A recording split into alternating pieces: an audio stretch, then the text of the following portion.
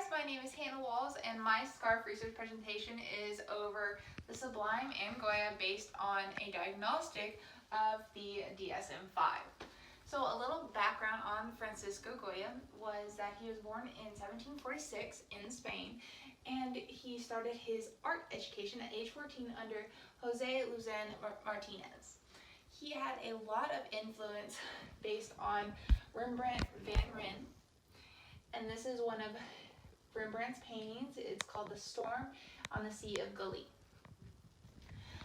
And in 1763, he unsuccessfully competed at the Madrid Royal Academy, which caused him to want to go on a self-study abroad trip. This was very common among young men during this time. They basically went and studied literature, art, history, language. They wanted to better themselves before they settled down. And then in 1771, after his study abroad trip, he decided to apply to the Academy of Fine Arts in Parma, and he got in, and they gave honorable mention to his historical painting. So this is his historical painting about Hannibal Lecter, and it's basically depicting him coming over the Alps. And this painting did so well because it's at the top of the hierarchy of paintings. At the top, there's historical paintings such as this. Then there are portrait paintings that are basically like a family photo. Then there's genre paintings that tell and depict a story. And then there's animal paintings, and then still life paintings. So a little bit about Sublime.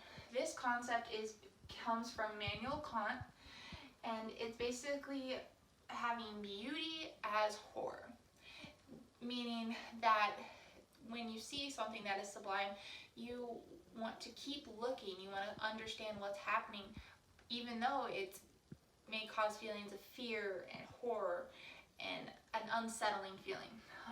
Sublime usually causes feelings that you want to act on, while beauty, the concept of beauty, gives you a calming feeling, a soothing feeling. When you see something sublime, you want to act on it. You want to change something to create that calm feeling. So Goya decided to work on Sublime because as a young man he became ill, which caused him to go deaf. Now, he went deaf slowly, and it was a painful process.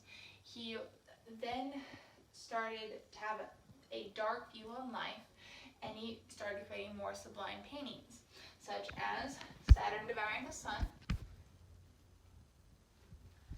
the dog, which looks like just an empty canvas, but if you look very closely, there is a small dog in the picture. Then there's the Sleep of Reason produced monsters. Then the 3rd of May. Now, the 3rd of May is a painting that is also a historical painting, and it is about the French and Spanish War in Spain. Basically, it's depicting French soldiers shooting at point-blank range the Spanish rebellions. Now, this is something you would normally not want to look at, but you can't help but wonder what's happening. Why are they doing this? You want to maybe fix their pain. Another painting that you might not think that is sublime is the Duchess of Alba.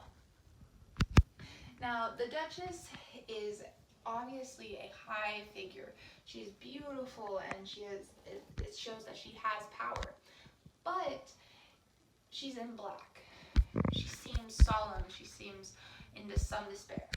Well, this painting, in order to understand why it is sublime, you have to understand some of the history behind it.